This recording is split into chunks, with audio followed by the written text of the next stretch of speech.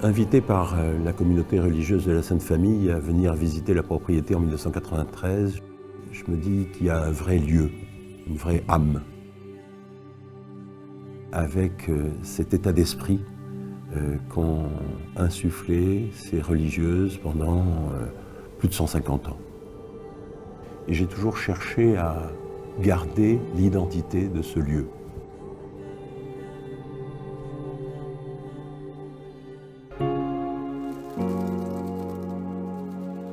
Le terroir du domaine de la Solitude est un terroir assez particulier, proche de la forêt, et donc assez froid.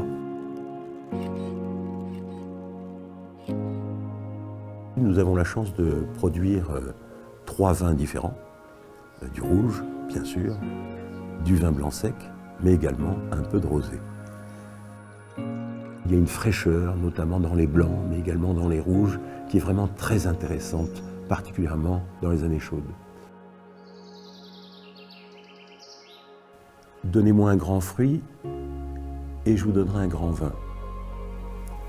La base de nos grands vins se situe dans nos fruits issus de nos grands terroirs. Et pour que la terre accepte de révéler cette profondeur, ces millions d'années qui reposent sous ses pieds, il faut qu'elle soit respectée. Et nous avons avancé depuis une bonne quinzaine d'années sur la bio et la biodynamie.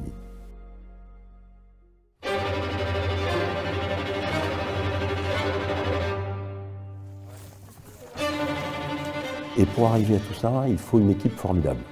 Il faut des hommes engagés, il faut des hommes, des femmes, qui dans leur vie de tous les jours aient envie de partager ces mêmes valeurs.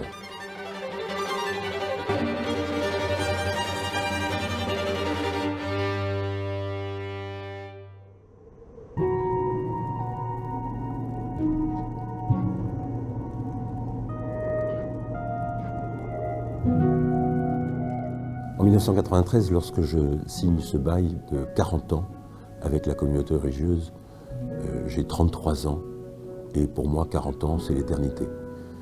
Et puis 30 ans plus tard, c'est aujourd'hui, on s'aperçoit que 40 ans c'est pas l'éternité.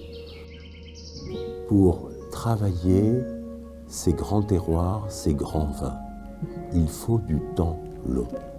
Et donc il y a quelques années, nous avons re-signé un nouveau bail qui nous amène à 2056. Et là, j'ai de nouveau 40 ans devant moi, et là, je retrouve un peu d'éternité.